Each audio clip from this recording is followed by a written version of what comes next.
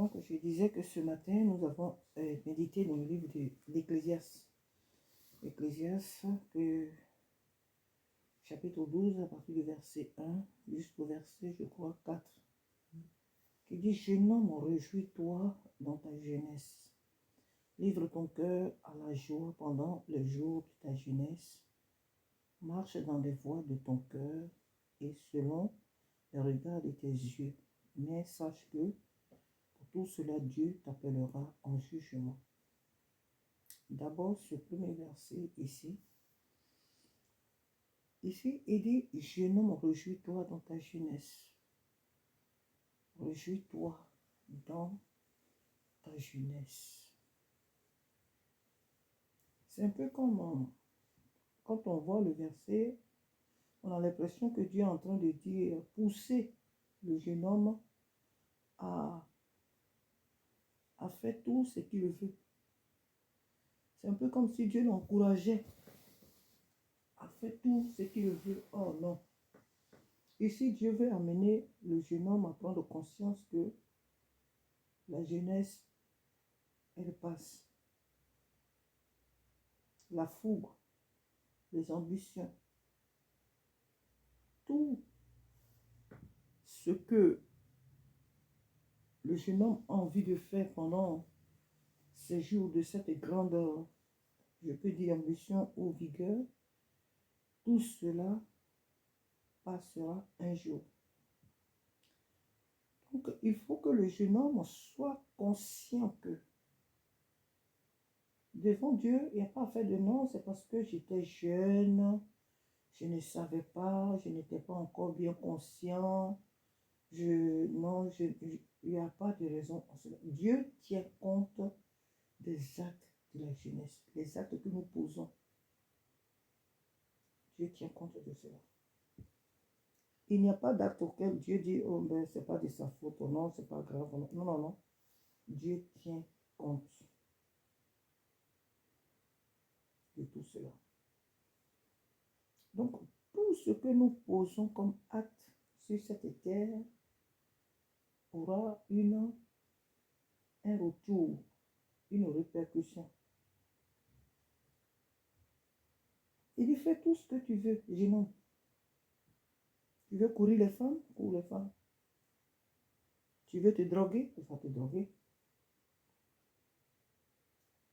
Tout ce à quoi tu veux te livrer là, fais tout ce que tu veux. Si tu ne veux pas aussi écouter les parents, ne les écoute pas.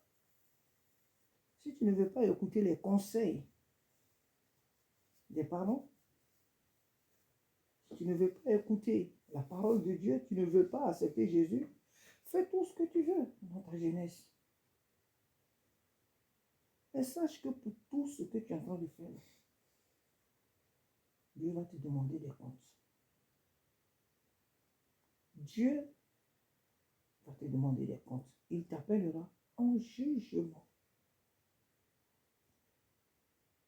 Il dit, marche dans les voies de ton cœur.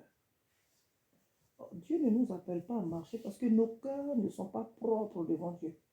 Nos cœurs ne sont pas droits devant Dieu. Donc, on ne doit pas marcher selon les voies de nos cœurs. Nous devons marcher selon les voies que Dieu a tracées devant nous. Selon la parole de Dieu. C'est à cela, c'est dans cela que nous devons marcher. Le jeune homme doit marcher dans la voie de l'Éternel. Le jeune homme doit, pour rendre ses voies pures, il doit marcher dans la voie que Dieu a tracée devant lui. Le jeune homme doit vivre selon la parole de Dieu, mais pas selon la voie de son cœur. Parce que nos cœurs ont des désirs contraires à ceux de l'Esprit de Dieu. Parce que nos désirs sont opposés à ceux de l'Esprit de Dieu.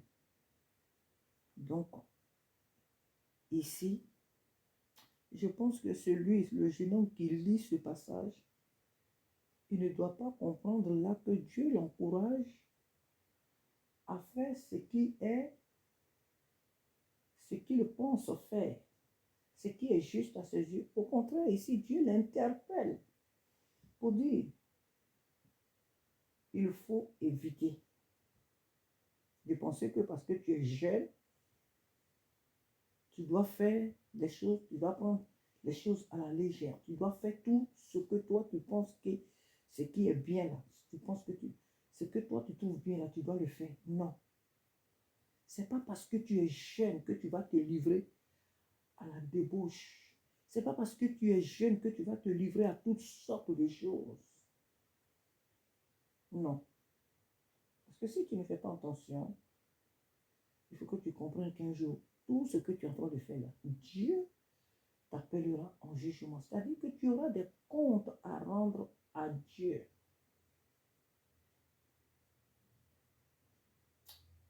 Gédéon l'a très bien dit aussi parce que la parole de Dieu, elle est à double tranchante. Et il a aussi bien dit ce matin que Dieu appelle le jeune homme à mieux vivre sa jeunesse. Mais c'est ce que ça veut dire aussi. Parce que quand tu comprends ce premier verset, tu dois comprendre que Dieu t'appelle, puisqu'il ne veut pas, Dieu ne veut pas t'emmener en jugement. Donc, il est en train de te dire, jeune homme, vis selon ta jeunesse. Tu dois la vivre, c'est vrai, dans la joie. Tu dois la vivre pleinement.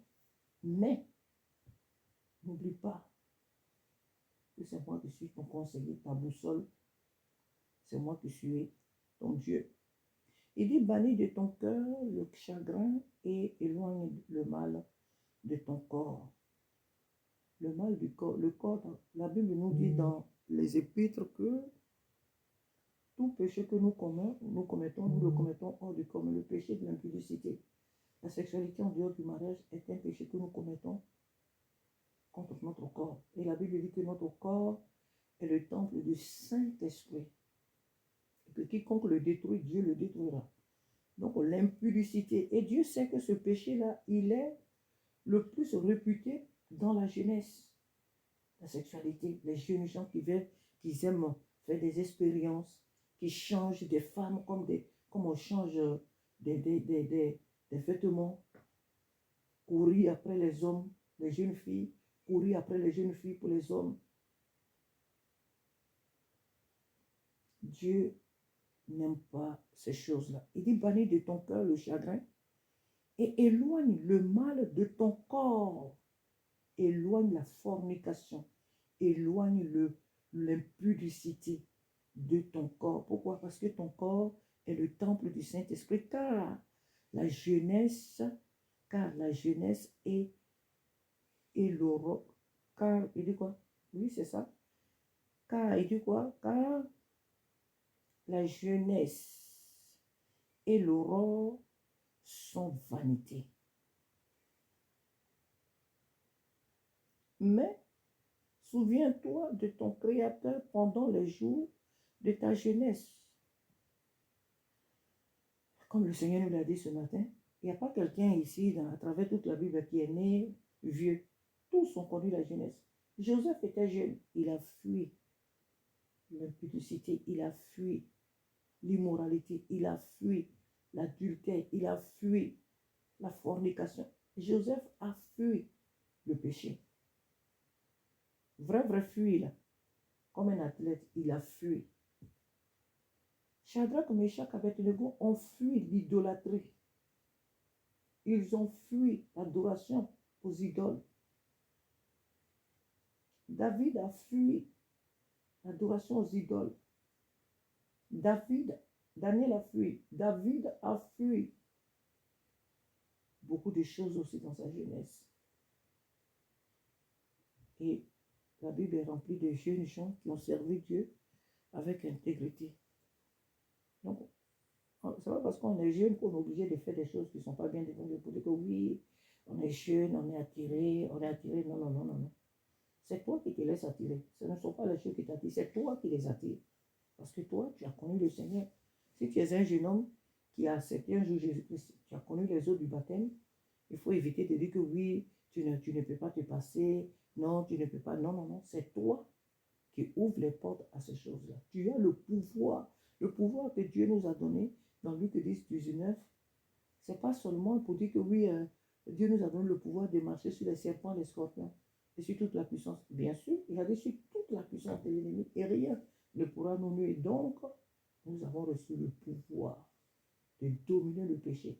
Certes, nul ne peut dire qu'il ne tombera, mais nous ne devons pas pratiquer le péché. Aussi jeune qu'on puisse être, on a en nous l'Esprit de Dieu. Et l'Esprit de Dieu qui est dans le vieillard, dans les adultes, c'est ce même esprit-là qui demeure en les jeunes, qui est dans les jeunes, qui est dans les enfants. C'est le même esprit.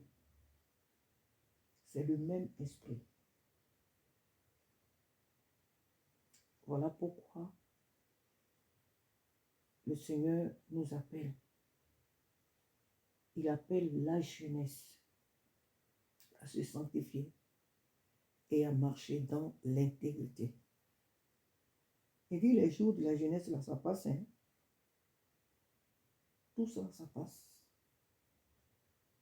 Donc, il est important que chaque enfant de Dieu puisse craindre Dieu. Il dit pendant les jours de la jeunesse, avant que les jours mauvais arrivent et que les années s'approchent où tu diras, je n'y prends point de plaisir avant que s'obscurcisse le soleil et la lumière. Le soleil et la lumière, la lune et les étoiles, et que les nuages reviennent après la pluie. On va s'arrêter là. De peur que demain tu ne sois dans tes vieux jours là en train de regretter, raconter ton passé.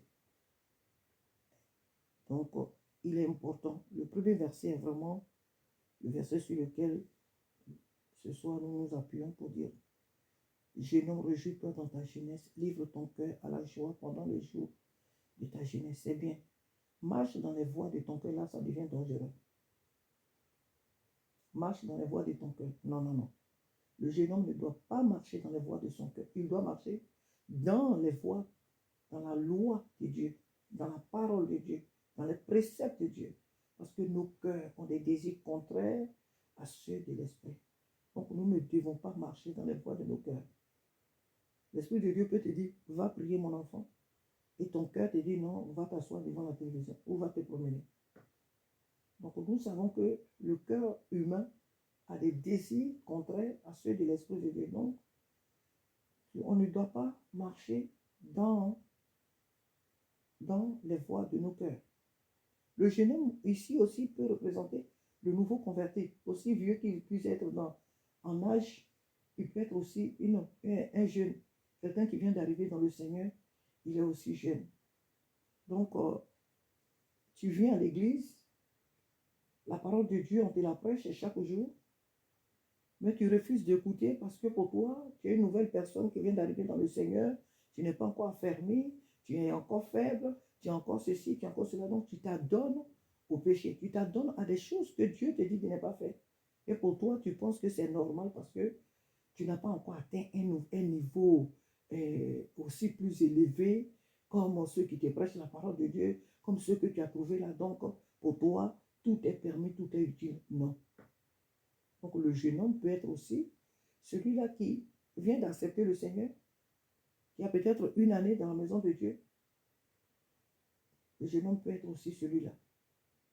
À tous les niveaux que nous puissions être dans notre marche avec le Seigneur, nous devons savoir que notre vie, depuis le jour où nous avons dit oui au Seigneur Jésus, nous lui avons donné notre vie. Et que nous devons le laisser contrôler notre vie. Nous devons, par sa grâce, nous efforcer à lui être agréable et à ne pas faire ce que nous voulons faire. Parce qu'au milieu de tout ce que nous faisons là, un jour, nous allons rendre compte à Dieu. Et Dieu ne veut pas que son Église entre en jugement. Non. Le Seigneur veut demain nous dire, lorsque nous quitterons cette terre, entre dans la maison de ton Père, mon fils, ma fille, viens te reposer. Viens profiter de tes œuvres. Voilà ce que Dieu veut nous dire, mais pas demain pour dire, tu as fait ça, tu as fait ça, tu as fait ça. Nous ne sommes plus dans les jugements, mais nous sommes désormais dans cette pleine grâce-là, de cette gloire à laquelle nous devons profiter. Amen. Donc, quand il dit, jeune homme, réjouis-toi dans ta jeunesse, nous devons nous réjouir. Oui, le jeune homme doit se réjouir, mais il ne doit pas se livrer au plaisir, au penchant de son cœur, parce que le cœur de l'homme est mauvais. Que Dieu nous aide, que Dieu vous aide pour vous encore sur le plan physique, vous qui êtes encore jeune. On est tous jeunes ici, chacun est jeune à son niveau. Donc, mais pour vous encore qui êtes dans les vingtaines, comprenez que la jeunesse là, tu n'es pas obligé de faire certaines choses. Parce que tu es jeune, tu n'es pas obligé de faire ce que les autres font. Tu n'es pas obligé de marcher comme les autres marchent. Parce que nous sommes mis à part. Parce que vous êtes mis à part pour être un exemple, pour être un modèle. Vous êtes mis à part pour servir de modèle, pour servir de témoignage à la jeunesse de ce monde qui pense que quand on est jeune en Jésus, on est ringard, on n'a pas de vision, on est cloîtré, on est emprisonné, on n'a plus de vie. Ceux qui le pensent là, vous êtes pour eux un modèle pour savoir qu'on peut être en Jésus-Christ et se réjouir. Ce n'est pas parce qu'on ne va pas dans les boîtes de nuit, dans les discothèques, les musiques chrétiennes, les musiques païennes, on ne va pas dans des soirées d'ensemble, on ne fait pas n'importe quoi, on ne court pas les femmes, qu'on n'est pas jeune. La meilleure jeunesse se trouve en Jésus-Christ. La crainte de l'Éternel vous fera vivre la meilleure jeunesse. La crainte de l'Éternel vous fera connaître la véritable jeunesse. Parce que c'est Dieu qui a créé toutes choses et tout ce qui est meilleur se trouve en lui. Tout ce qui est en dehors de lui n'est que de la honte, la confusion et ne court qu'à la mort. Voilà pourquoi vous devez comprendre que les regards du Seigneur sont sur vous et son désir n'est pas que vous veniez en jugement, mais que vous puissiez profiter pleinement de la vie qu'il vous a donnée tout en le craignant pour pouvoir servir de témoignage aux autres. À lui seul soit toute la gloire. Amen.